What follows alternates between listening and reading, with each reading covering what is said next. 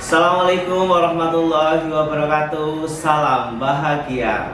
Perkenalkan, nama saya Adi Priyotomo, calon guru penggerak Angkatan 9 Provinsi Jawa Tengah. Pada kesempatan hari ini saya akan melakukan praobservasi supervisi akademik, yang mana guna untuk memenuhi tugas aksi nyata modul 2.3 coaching untuk supervisi akademik, dan juga untuk menilai bagaimana pembelajaran yang dilakukan oleh seorang guru di dalam kelas. Dan hari ini sudah hadir teman rekan sejawat saya di SMK Negeri 1 Bukateja, yaitu Bapak Pugu Arifin. Beliau adalah guru PPKN yang ada di SMK Negeri 1 Bukateja, salah satunya ya. Selamat datang, Assalamualaikum warahmatullahi wabarakatuh Pak Pugu. Waalaikumsalam warahmatullahi wabarakatuh Pak Adi. Dan kami sampaikan terima kasih luar biasa Pak Pugu telah memberikan kesempatan untuk bisa melakukan praobservasi pada hari ini. Ya, Pak Pugu luar biasa sekali. Pak Pugu mengajar PPKN. Ya, PPKN sekarang sudah menjadi pendidikan Pancasila. Pendidikan Pancasila. Baik Pak Pugu, untuk praobservasi hari ini akan saya sampaikan beberapa pertanyaan untuk Pak Pugu. Siap. Kemudian setelah praobservasi nanti akan di berikutnya akan saya lakukan, yaitu adalah observasi di dalam kelas gitu ya. Kemudian ada lagi nanti setelah observasi di kelas akan saya lakukan pasca observasi dan juga bersama pengajar praktik saya nanti di CGP Angkatan 9 Provinsi Jawa Tengah. Baik Pak Pugu, langsung aja nih pertanyaan pertama terkait dengan praobservasi hari ini. Apa tujuan pembelajaran yang Bapak capai pada pembelajaran yang akan disampaikan? Oke, terima kasih atas waktunya Pak Adi. Kebetulan pada kegiatan pembelajaran di semester genap ini, saya sudah sampai di materi ancaman di bidang e-koleksos ideologi, politik, hukum, sosial budaya, dan pertahanan keamanan. Nah, tujuannya sendiri yaitu agar siswa atau peserta didik itu memahami berbagai ancaman di bidang e-koleksos tersebut. Oh, begitu ya. Baik, selanjutnya bagaimana area pengembangan yang ingin Bapak capai? Misalnya terkait dengan pengetahuan atau keterampilan dan lain sebagainya gitu Pak. Oke. Untuk area pengembangan yang ingin saya capai sendiri itu ada 3 Pak Adi. Yang pertama adalah pengetahuan. Saya ingin peserta didik mencapai tingkat kepemahaman tentang ancaman-ancaman di bidang e-koleksos terutama ancaman-ancaman yang terjadi pada masa kini. Terus yang kedua di bidang sikap. Nah, saya ingin mewujudkan peserta didik mampu menyikapi kalau seandainya ancaman-ancaman tersebut terjadi di negara kita, apa yang harus mereka lakukan. Kemudian yang ketiga itu di bidang keterampilan. Nah, keterampilan ini terkait dengan bagaimana peserta didik mampu mengidentifikasi berbagai ancaman-ancaman yang muncul atau kemungkinan muncul, dan apa strateginya menurut peserta didik untuk mengantisipasi ancaman-ancaman tersebut. Itu Pak Adi. Luar biasa Pak Pugu, ini keren banget ya. Jadi area yang akan dikembangkan oleh Pak Pugu adalah pada area pengetahuan, kemudian pada sikap dan juga keterampilan. Ini semoga area-area ini dapat dicapai ya. Amin. Amin. Baik, untuk pertanyaan berikutnya nih Pak Pugu, bagaimana rancangan pembelajaran yang akan Bapak sampaikan di kelas? Mungkin dari modelnya, jenisnya, atau strategi pembelajarannya. Oke. Untuk pada mata pelajaran ini saya menggunakan model pembelajaran berbasis masalah atau PJBL, yang saya carikan masalah-masalah yang terjadi pada masa kini, yang kemudian saya serahkan kepada siswa untuk dianalisis dengan melakukan diskusi kelompok dan menggunakan metode debat aktif, yang mana nanti antar kelompok itu saling mendebatkan apa sih solusi dari masalah-masalah tersebut dan apa penyebabnya dari masalah-masalah tersebut. Kemudian diintegrasikan dengan KSE supaya diintegrasikan dengan KSE ya, agar menyesuaikan dengan keadaan dan kondisi karakteristik siswa di SMK Negeri 1 Bukateja. Pak Pugu, keren banget ya. Semoga ini bisa menjadi gambaran luar biasa nih untuk pas pelaksanaannya nanti ya, terkait dengan bagaimana rancangan pembelajaran di kelas, strateginya luar biasa sekali menggunakan PJBL ya, dan debat aktif. Ini keren banget untuk kebutuhan siswanya, sehingga menjadi percaya diri. Berikutnya Pak Pugu, dari rancangan tadi yang sudah sip banget TOP BKT gitu ya, kira-kira kapan yang akan dilaksanakan pembelajarannya Pak Buko? Untuk rencana pelaksanaannya, saya pikir minggu depan sudah bisa dilaksanakan pada hari Rabu tanggal 31 bulan Januari tahun 2024 di jam ke-10, jam 10 sampai jam 11 siang. Oke, kita tunggu nanti di jam itu ya. Kita lakukan observasi pada hari tanggal jam tadi yang disampaikan oleh Pak Buko. Kemudian dari percakapan kita, apa yang disampaikan oleh Pak Pugu dan pertanyaan dari saya, percakapan hari ini, apa yang Pak Pugu dapatkan dalam percakapan ini? Oke, tentunya sangat banyak ya. Di antaranya adalah saya jadi tahu serta memahami apa saja yang perlu saya lakukan sebelum kegiatan pembelajaran dilaksanakan. Seperti harus menentukan dulu itu strategi, model, metode yang mana disesuaikan dengan karakteristik peserta didik ataupun kelas yang akan saya ajar. Itu Pak Adi. Baik, terima kasih Pak Pugu. Sampai jumpa lagi dalam kegiatan observasi di kelas. Nanti akan saya observasi bagaimana pembelajaran rancangan yang disampaikan pada hari ini di dalam kelas pembelajarannya Pak Pugu, tentunya di materi ancaman ya, di pelajaran PPKN atau Pendidikan Pancasila. Terima kasih waktunya Pak Buku. Demikian pra-observasi yang saya lakukan untuk memenuhi tugas CGP Angkatan 9 Provinsi Jawa Tengah modul 2.3 coaching untuk supervisi akademik. Terima kasih, saya akhiri. Salam bahagia. Assalamualaikum warahmatullahi wabarakatuh. Waalaikumsalam warahmatullahi wabarakatuh. Terima kasih. Sama-sama.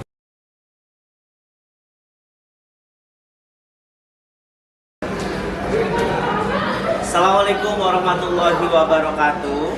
Hari ini kita akan melakukan observasi supervisi akademik, tentunya masih bersama Bapak Pugu Arifin, guru PPKN di SMK Negeri 1 Bukateja. Mari kita lakukan supervisi akademik di observasi kali ini.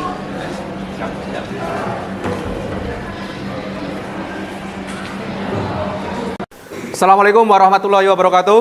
Waalaikumsalam warahmatullahi wabarakatuh. Apa kabar semuanya? Oke, seperti biasa ya, sebelum kita mulai mata pelajaran PPKN, silakan berdoa dalam hati masing-masing. Doa dipersilakan. Selesai? Pagi, luar biasa, tetap semangat, sekarang. Oke, ini yang tidak masuk siapa saja? Imam Sakit, Irja, Alpa, Jevon. Oke, yang lain masuk semua ya. Oke, pada pertemuan pagi hari ini melanjutkan pertemuan sebelumnya, yaitu masih terkait membahas tentang ancaman negara. Kalau ancaman di bidang apa saja? Ideologi, kemudian ekonomi, terus politik. Ini kita akan ancaman di itu sosial budaya dan minggu lalu saya sampaikan tujuannya ya, melalui debat aktif peserta didik atau kalian akan dapat mengidentifikasi berbagai ancaman di bidang IPOLEK, Sosbud, Hankam. Sebelumnya saya jelaskan ancaman di bidang sosial dulu. Yang pertama, ancaman di bidang sosial adalah segala sesuatu yang mengancam dalam kehidupan sosial. Sekarang ancaman di bidang pertahanan dan keamanan. Ini identik dengan ancaman militer, yang mana ancaman ini menggunakan kekuatan bersenjata. Seperti agresi, spionase. Apa spionase? Aksi mata intelijen, perang, juga itu termasuk ancaman di pertahanan dan keamanan. Oke, ada pertanyaan sampai sini? Belum? Ya. Bentar Pak. Di situ kan ada konflik komunal. Nah, konflik komunal itu gimana, Pak? Konflik komunal itu hampir sama dengan konflik horizontal, yaitu konflik yang terjadi antara warga negara. Cukup ya, ada pertanyaan lagi? Kalau nggak ada, kita masuk ke metode debat. Kita masih menggunakan metode debat, tapi bedanya kita kaitkan dengan sosial budaya, pertahanan, dan keamanan. Ada 6 kelompok, sekarang berkumpul sesuai kelompoknya masing-masing. Saya kasih waktu 2 menit untuk berkelompok. Silakan. Ingat pembagiannya kelompok 1, 2, 3, 4, 5, 6. Oke, sekarang sudah kelompok ya. Oke, saya bagi LKPD-nya. Di sini Pak Guru mempunyai LKPD yang sama persis seperti di pertemuan sebelumnya. Bedanya pada kolom bidang ancaman, sosial, budaya, pertahanan, dan keamanan. Cara mengisinya sama, kemudian ada kolom pro dan kontra, ada kolom kesimpulan. Masih paham ya cara ngisinya ya, saya pikir ya? Ya, tolong dibantu untuk membagikan, Mas. Kelompok 2. Kontra terhadap kebijakan kenaikan harga BBM. Berarti kelompok 1 versus kelompok 2. Silakan sekarang mulai diskusi. Mencari dari berbagai referensi. Buka HP.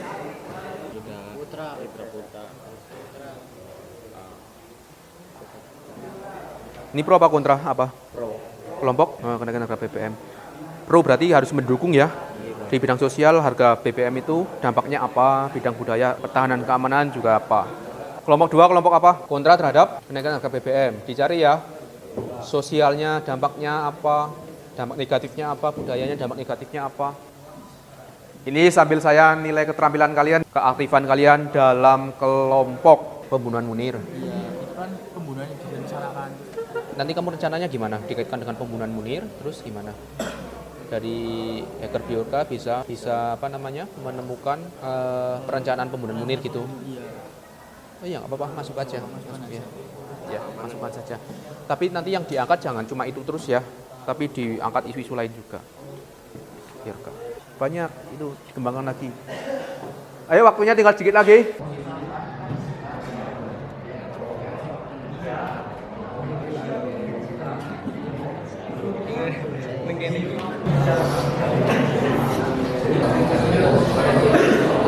Dan bila pemerintah tidak melakukan hal-hal buruk, maka hacker backward tidak akan muncul gitu. Iya. Nggak apa-apa, tambahin aja. Baik. Untuk debat sesi pertama adalah kelompok BBM. Yang pro BBM kelompok berapa? Kelompok 1 sama kelompok 4. Yang kontra? Kelompok 2. Berarti kelompok 1 4 versus kelompok 2. Kita mulai ya. Kita mulai dulu dari kelompok pro. Kelompok 1. Assalamualaikum warahmatullahi wabarakatuh. Saya sangat setuju dengan kenaikan harga BBM karena dapat mendorong masyarakat lebih berpikir kreatif dan inovatif untuk menghindari penggunaan BBM yang berlebihan seperti menciptakan transportasi ramah lingkungan. Mau ada tambahan dari kelompok 4? Silakan. Kelompok 4 dulu tambahan. Saya ingin menambahkan dari kelompok 1. Kenaikan harga BBM juga mendorong masyarakat untuk lebih berhemat dalam mengonsumsi BBM, serta BBM menjadi bebas dinikmati oleh siapa saja. Silakan langsung disanggah oleh kelompok 2. Perkenalkan, nama saya Alif Nuradana dari kelompok 2. Saya dari kelompok kontra. Menurut saya, kenaikan harga BBM akan menurunkan rasa cinta tanah air karena masyarakat akan lebih mementingkan cara memenuhi kebutuhan BBM. Oke, akan menurunkan cinta tanah air di kehidupan sosialnya. Betul nggak? Kehidupan sosial ya?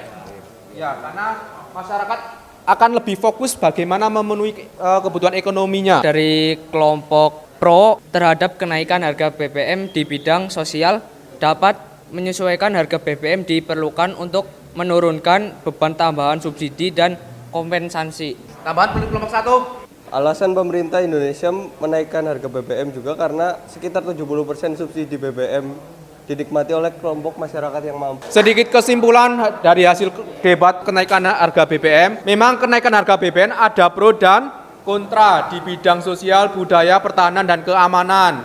Di bidang sosial misalnya tadi di kelompok pro menjelaskan bahwa di bidang sosial nanti kehidupan masyarakat akan berubah. Ketergantungan juga akan berubah, yang tadinya tergantung terhadap subsidi menjadi tidak tergantung lagi. Terus dijelaskan juga bahwa kenaikan harga BBM selama ini karena ada alasan di mana subsidi BBM 70% mati oleh kalangan orang kaya. Sedangkan di kelompok kontra tadi dijelaskan bahwa kenaikan harga BBM akan menyulitkan masyarakat karena akan diikuti oleh kenaikan harga-harga yang lain.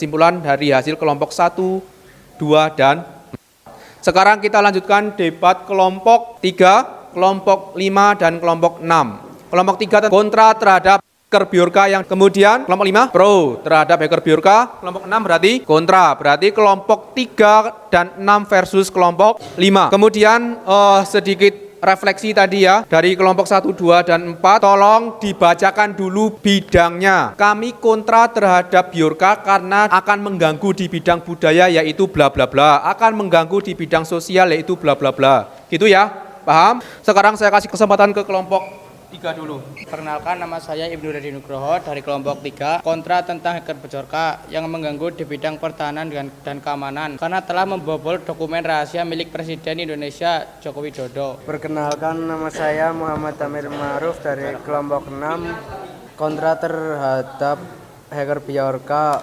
karena biorka juga telah meretas surat Presiden Jokowi yang seharusnya menjadi milik Badan Intelijen Negara dan bersifat rahasia. Yo langsung disanggah, itu di pertahanan keamanan itu.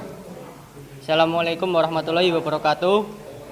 Dalam pertahanan dan keamanan, biorka dapat mengungkap bahwa pembunuhan Munis selaku aktivis HAM adalah pembunuhan berencana dan kejadian biorka adalah sinyal nyata berupa kritik membangun kepada pemerintah untuk bebenah diri dan mengatur ulang prioritas keamanan perlindungan privasi. Assalamualaikum warahmatullahi wabarakatuh. Saya Reza Mukti Palevi dari kelompok 3, berita tentang hacker biorka kontra. Memang benar data-data yang disebarkan milik anggota-anggota yang bermasalah, tapi data-data pribadi milik masyarakat juga ikut terbongkar, terutama yang memakai IndiHome. Assalamualaikum warahmatullahi wabarakatuh. Nama saya Hafid Mutakin dari kelompok 6, kontra terhadap biorka di bidang sosial. Biorka juga memperjualbelikan data-data ke pasar gelap. Tanggapan dari kelompok pro terhadap hacker biorka. Ya, dengarkan. Assalamualaikum warahmatullahi wabarakatuh. Perkenalkan, nama saya Fajar Priyanto dari pihak pro terhadap hacker biorka. Menurut saya, jika data masyarakat itu terbobol oleh hacker biorka, itu seperti data-data pemerintah. Jika masyarakat tidak ada masalah terhadap suatu apapun, terhadap pemerintah atau apapun itu, kita tidak perlu takut. Untuk apa kita takut jika kita tidak melakukan kesalahan? Assalamualaikum warahmatullahi wabarakatuh. Saya Gega Widekso dari kelompok 5 tentang hacker biorka. Seharusnya para rakyat menjadi wawas diri karena tidak menjaga data pribadi yang tidak maksimal, dan hacker biorka membuka mata masyarakat agar lebih menjaga datanya sendiri. Assalamualaikum warahmatullahi wabarakatuh. Ya, saya dari kelompok 6 kontra terhadap hacker biorka. Justru itu masyarakat harus takut terhadap hacker biorka karena data bisa disalahgunakan oleh hacker tersebut. Sekian. Dan kan memang seharusnya kita yang harus menjaga, tapi kan sudah menjadi tugas pemerintah juga untuk ikut menjaga data-data pribadi masyarakat. Ya. Karena sudah terbentuk lembaga itu sendiri untuk menjaga data-data pribadi masyarakat. Ya, betul sekali. Tepuk tangan, tepuk tangan. Oke. Jika masyarakat takut tentang datanya akan disebar luas, kenapa masyarakat itu sendiri tidak menjaga datanya dengan benar? Contoh, sandi itu tidak harus dari awal sampai akhir. Sandinya itu harusnya ganti setiap bulannya atau setiap minggunya, harus ganti agar orang tidak bisa meretas data-data kita. Soal pemerintah harus membangun kelompok tersendiri untuk menjaga data-data masyarakat yang lain, itu tergantung oleh pemerintah itu sendiri akan melakukan itu atau tidak. Memang sandi tersebut perlu diganti, tapi KTP apa ada sandinya, seperti KK, KTP IndiHome itu ada sandinya, kan tidak ada. Sudah. Oke, sudah ya, cukup. Sedikit kesimpulan dari hasil debat kelompok 3, 5, dan 6. Kontra dan pro. Intinya, hacker biorka juga membuka mata kita bahwa data yang kita simpan selama ini juga mudah dibobol. Satu solusinya tadi betul, yaitu dengan cara mengubah sandinya jangan sama semua, Facebook sandinya sama, Instagram sandinya sama, dan lain sebagainya. Kesimpulan dari debat kelompok 3, 5, dan 6. Sebelumnya ada pertanyaan? Tidak ada ya? Oke. Kalau tidak ada, di sini Bapak Guru sudah menyiapkan soal evaluasi melalui Google Form. Saya kirim di grup kalian, kemudian kerjakan. Soalnya cuma 10, benar atau salah silakan dikerjakan. 5 menit saya pikir cukup.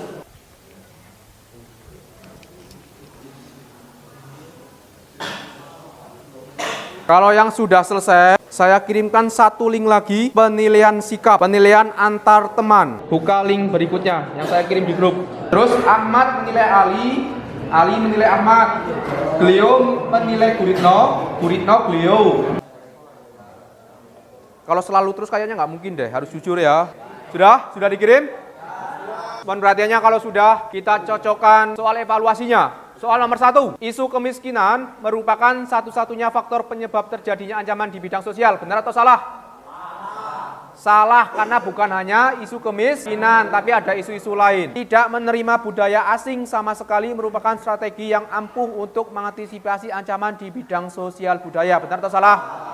Salah. Kita tetap harus menerima budaya asing, tetapi tetap harus difilter. Paham? Sudah selesai semua? Penilaian sikapnya sudah? Nah, kalau sudah kita tutup, tapi sebelum tutup kita refleksi dulu. Kira-kira apa yang sudah kita dapatkan dalam pembelajaran pada hari ini? Yuk tunjuk tangan. Ya Pak?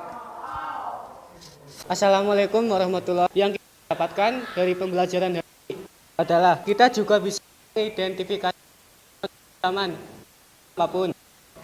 Yang kedua, kita dapat mengetahui apa itu ancaman. Bagaimana upaya mengatasi bangsa di bidang apapun, maupun di ideologi, politik, ekonomi, sosial, budaya, pertahanan, dan keamanan. Sekian, terima kasih. Ya. Terima kasih, tepuk tangan buat. Kemudian kira-kira pembelajaran dengan metode debat menyenangkan atau membosankan? Menyenangkan. Ya, tapi saya masih kurang aktif. Jadi kalau debat itu harus cak gitu ya. Sedikit kesimpulan dari saya bahwa ancaman itu bisa datang dari mana saja, kapan saja, apalagi di era globalisasi ini ancaman itu di berbagai bidang, ideologi, sosial, ekonomi, sampai pertahanan keamanan itu bisa datang kapan saja. Saya harapkan kita semua setelah mempelajari materi ini menjadi waspada untuk mengatasi bagaimana cara mengantisipasi ancaman-ancaman tersebut. Minggu depan kita lanjutkan pada materi selanjutnya. Terima kasih untuk hari ini, mudah-mudahan banyak manfaat yang bisa kalian dapatkan. Saya cukupkan sekian, bila ada kurang lebihnya saya maaf. Saya akhiri, bila taufiq wal hidayah. Wassalamualaikum warahmatullahi wabarakatuh.